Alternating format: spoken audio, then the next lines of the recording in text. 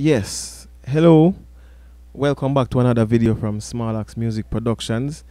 Today I'm just gonna do a short thing on Reverb. I'm here working on a roots reggae, and you know, Reverb can take your drums and percussion a long way.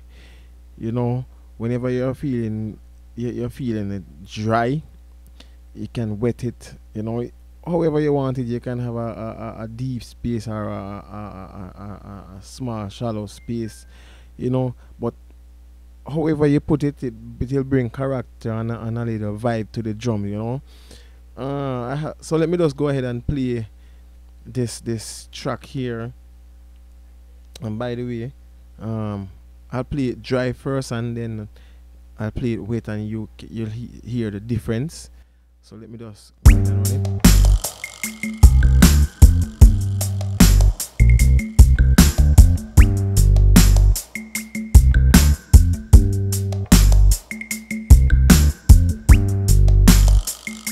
Alright, so as you're hearing now, it's dry without any reverb. I have two reverb on it, so let me just go ahead and select the first reverb. That's the first one, and let me add the second one from the box.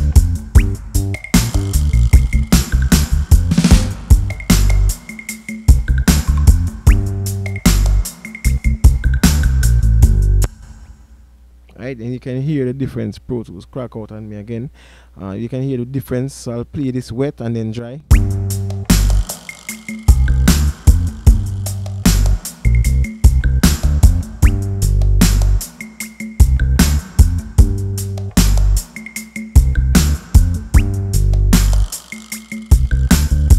Dry.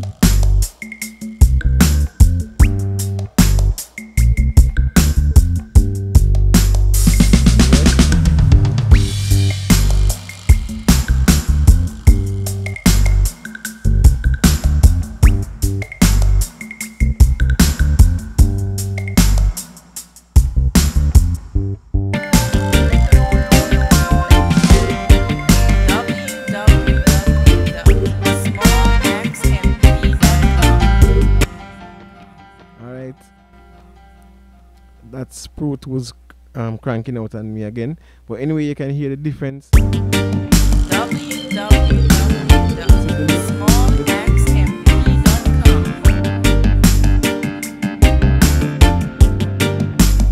Dry. Wet.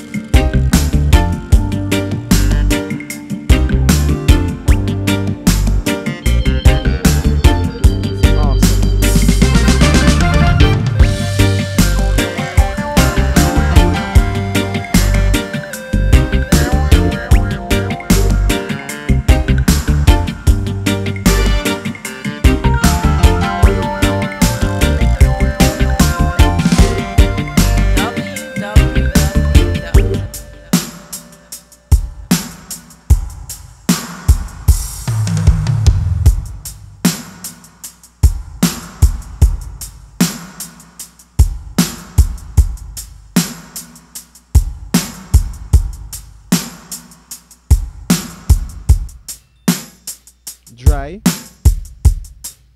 no character whatsoever. That's the first one.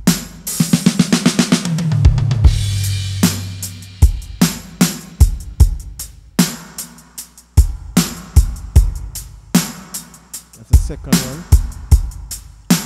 Alright, so adding the drums in a little space and it sounds awesome, Let me just go ahead and show you the reverb. I'm using IK Multimedia Room Reverb, and that's the setting that I have on it.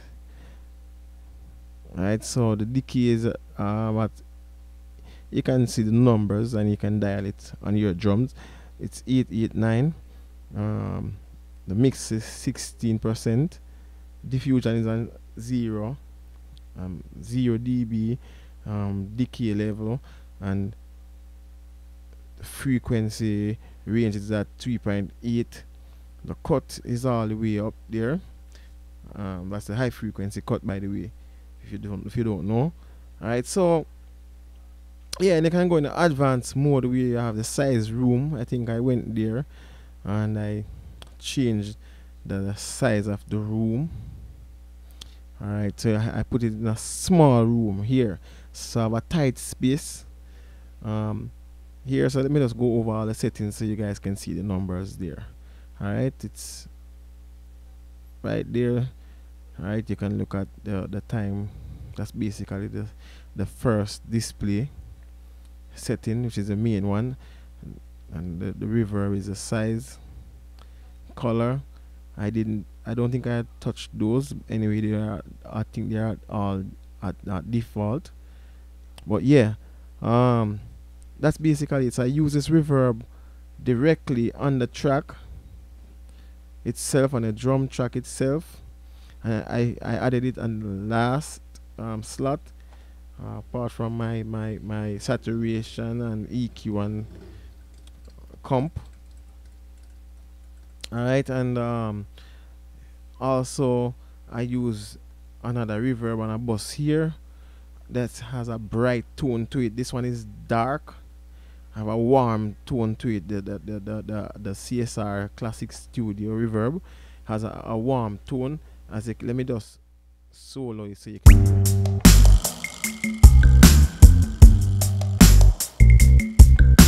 Alright, so you can hear it.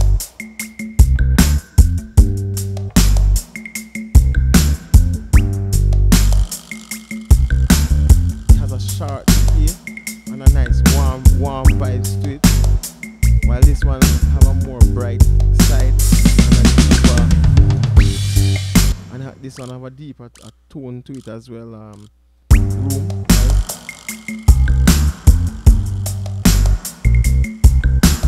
You can hear the trill on it.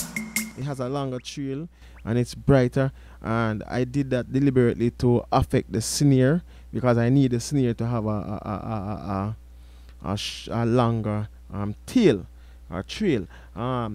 Many of you would ask me why not put it on the snare tracks directly, but you know, if I added it to the snare track alone, it wouldn't give me that vibe of a complete room, other than when I added it on the drum bus over here, which put all the elements in a space. You wouldn't just have a snare decaying and you don't hear a bit of the room and the other elements. And you know, I like my stuff to sound natural, so I added it on the bus. Sometimes if I want to emphasize the snare a bit more, I would add it on the snare, but in this case I wasn't feeling it that way as much, and alone on the bus it worked, so I just use it here.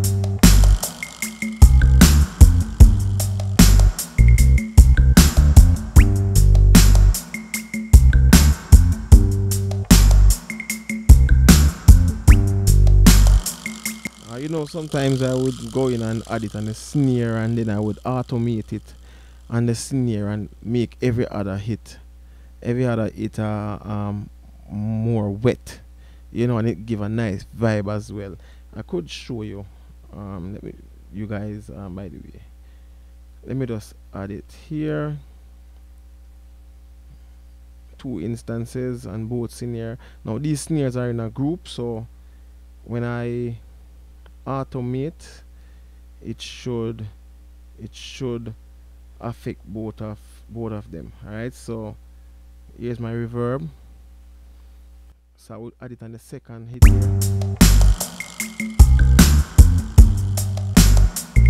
All right, so let me just add it on the second hit,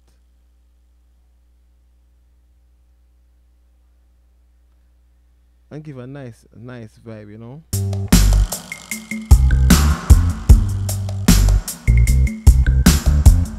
So you make it wetter than usual and it give a nice vibe, so it's not really consistent, you know?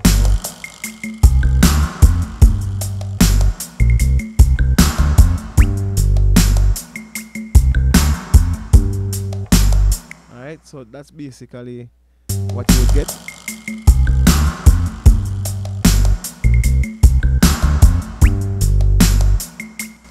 might, especially when you're doing, more of a dub vibe thing, you you would do that. But for now, we're just doing a regular song.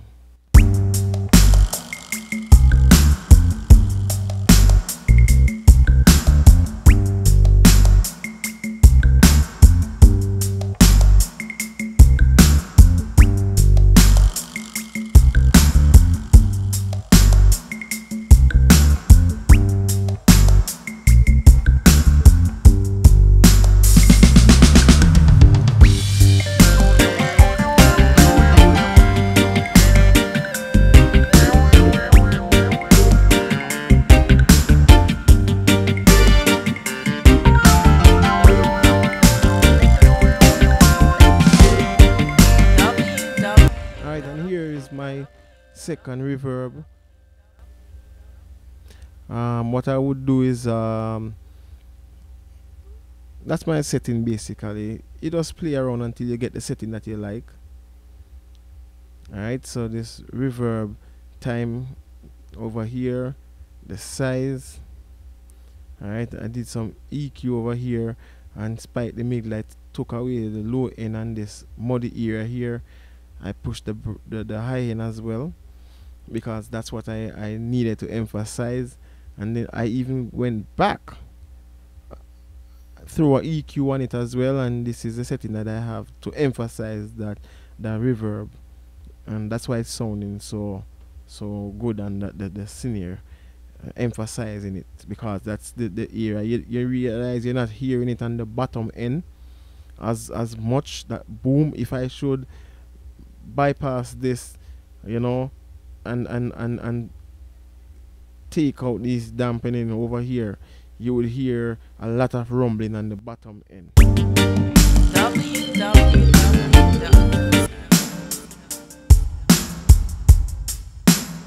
So said, so done.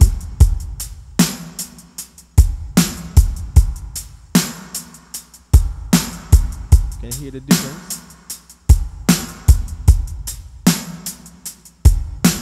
Alright, a lot of bottom end coming out.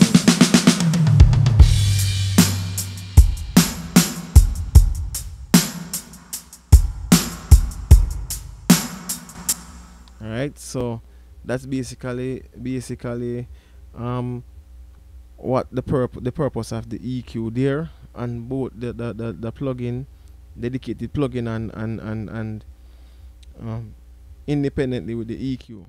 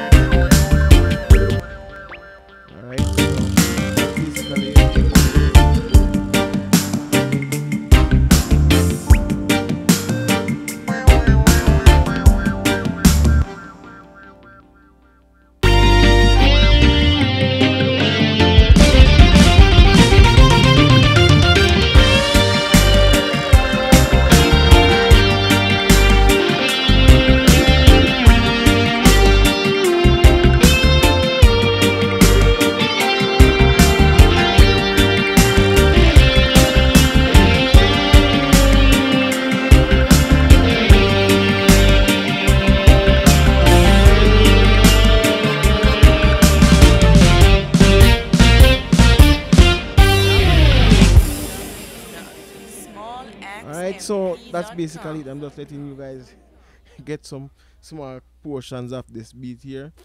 But anyway, that's how you would, add a little thing on the track, the drum track itself, to give the drum a nice texture, of space.